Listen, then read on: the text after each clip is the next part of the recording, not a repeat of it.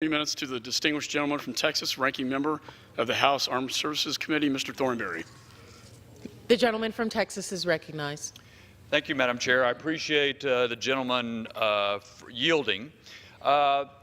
Madam Chair, this resolution is misguided, and let me take a few moments to illustrate some of the reasons. Number one, as the ranking member of Foreign Affairs, Mr. McCall, has described, this is a misuse of the War Powers Resolution. It conflates two different sections. It has definitional problems. I'm not going to repeat all of the arguments he has used.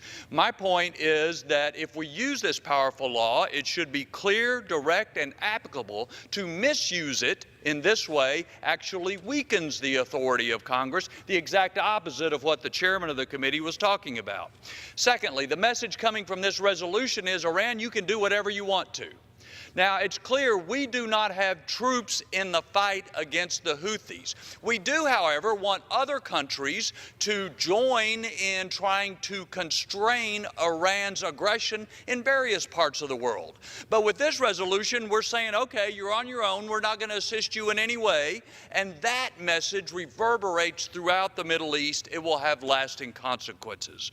Third, if anything, this resolution will make our military more cautious when targeting ISIS and al-Qaeda. Now, there's a section in here that says, well, it doesn't really apply when you're going against terrorists. But Yemen is a messy place. You have individuals commingled in the same location. Sometimes the same individual can have multiple loyalties. Our military will be overly cautious in interpreting this resolution. They will be less likely to target ISIS and al-Qaeda. And, Mr. Chairman, don't forget, it wasn't very long ago, the most serious threats coming to our homeland, to Americans, emanated from Yemen. This adds danger to the world. Fourth, I think this resolution makes the humanitarian situation worse.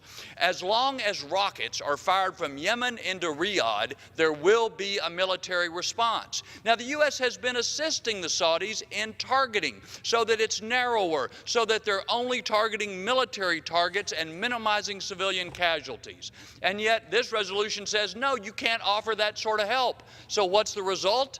It's going to, unfortunately, be less specific targeting, and I'm afraid that the humanitarian situation will only grow worse.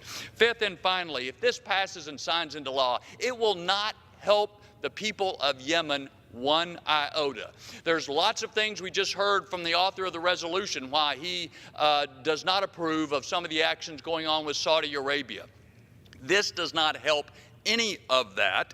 It is an attempt to make us feel better that we've at least done something, and yet the result is we reduce our influence in the Middle East, we encourage and enhance the position of Iran, and we lead to a more dangerous world for us. That's quite an afternoon's work. I yield back. Ms. Expired, gentleman from Texas reserves. Chair